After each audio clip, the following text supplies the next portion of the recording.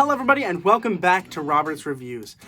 Today I'm filming this on Wednesday, the day of the finale of the show, and I haven't decided if I'm releasing it on Wednesday or if I'm releasing it later. I'm assuming I'm going to release it later, so it's a little late, I'm sorry. I just want to make sure that I have a video coming out as often as possible instead of just having them multiple in one day, you know what I mean? But yeah, for the past 9 weeks, I have watched this show released by Marvel Studios on Disney+. I'm sure you guys have watched it too, but before we get started, spoiler warning, I am talking about spoilers in this because I don't know how to talk about a TV show without spoiling it, because there's just not a lot to talk about. So, spoilers lie ahead, because today we're going to be talking about What If?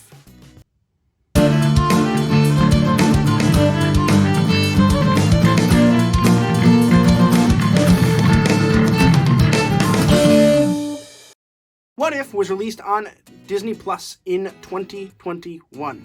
And the general idea of the show is it kind of follows Loki, right? It follows the show Loki, where he kind of creates the multiverse on accident, sort of. I guess it was on purpose. Sylvie kind of does it instead of him. But anyway, regardless, the multiverse is kind of created. And this show shows us what that really means.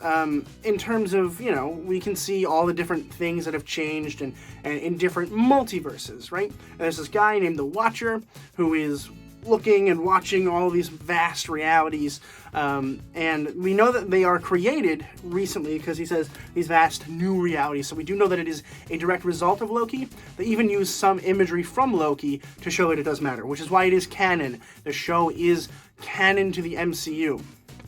Does this matter?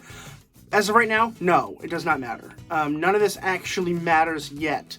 In the future, yes, I'm assuming something will happen with either Doctor Strange or maybe Peggy Carter, where we kind of see some changes for the actual MCU.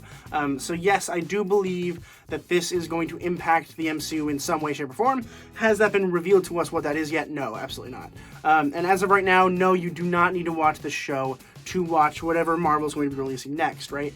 Like Eternals and Hawkeye, no. As of right now, you don't need to watch What If to enjoy those media.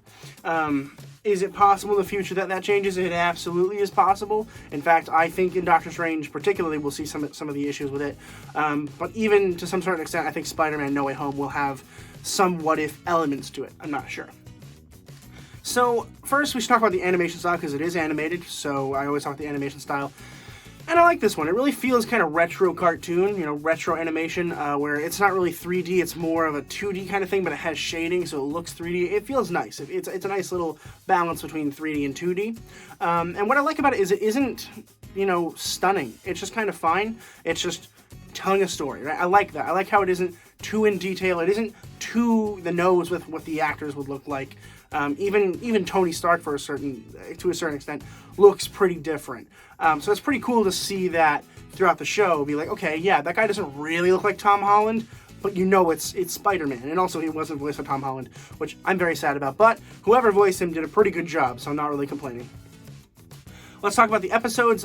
First of all, the first episode, in my opinion, sucked. Like, I hated it. I really, really hated it. Because I literally was just watching the first Avenger with a female character, and that's fine. I get it. I get how females are probably going to like it more than I am, because, you know, it shows their gender being a superhero, which is fair enough. We get a lot of those. It's not fair to us. I get it. But to a certain extent, I'm just like, I don't really get why it matters. And I was hoping that by the end of the show, it really mattered. It really doesn't. It doesn't change a whole lot. In fact, you could replace that character with Steve, and nothing really would have changed. Whereas with T'Challa as Star-Lord, lots have changed throughout that, because then there's a different King of Wakanda and all that jazz, and it's really cool. I think the Killmonger episode was one of my favorites, as well as the zombie ones. Those are my favorites. I didn't really care about who was killing off all the Avengers. I didn't really like that one a whole lot, but I liked how it was a self-contained story. A lot of these are self-contained stories until the end, which I appreciated, because as much as I love the MCU and I love Marvel, I don't think that Marvel Studios has to have everything super interlocked. I don't think it has to be connected to everything, which is why What If, in general, kind of breaks the rule for now, where we don't necessarily have everything connected, right? Within a show, yes, everything's connected, but the show itself, as of this moment, is not really connected to the MCU, except that we are watching it after Loki, which gives us some pretty good confirmation that this is happening because of Loki. But beyond that, really, it might not change anything in the MCU. We don't really know yet. It's kind of complicated. I just thought of something, but I forgot. In the end of the episode, at the end of What If, right, we get to this part where we're in a world where we have lost Natasha. Do you think that's the regular world? Because that'd be kind of cool. But no, there's no way, because Scarlett Johansson wouldn't come back for that, so I don't know. We'll see. But I don't think it connects really a whole lot to the rest of the MCU yet. Will it in the future? Yeah, it's definitely possible. There's a spider up there. I gotta kill that. I don't know how to pause this on here, but we're just gonna keep going. I'm gonna keep my eye on that spider. So in general, right, I think it's a fine show. I don't love it. I really don't. I think it's just kind of fine. I don't like a lot of the episodes. They just kind of feel bland to me. And overall, I just think it's good, but it's not great. So I'm gonna go ahead and give What If the medium level of appreciation of a C+. Have you seen What If? Let me know in the comments below what you thought. What was your favorite episode? What was your least favorite episode? I'm really interested to know what those are, so definitely let me know in the comments below. Subscribe, because once we get to 200, I'm going to be doing an 8-hour-long live stream, and you don't want to miss that, so definitely consider subscribing. And as always, keep watching movies and television, stay educated, and I'll see you guys in the next video. I'm going to go kill that spider.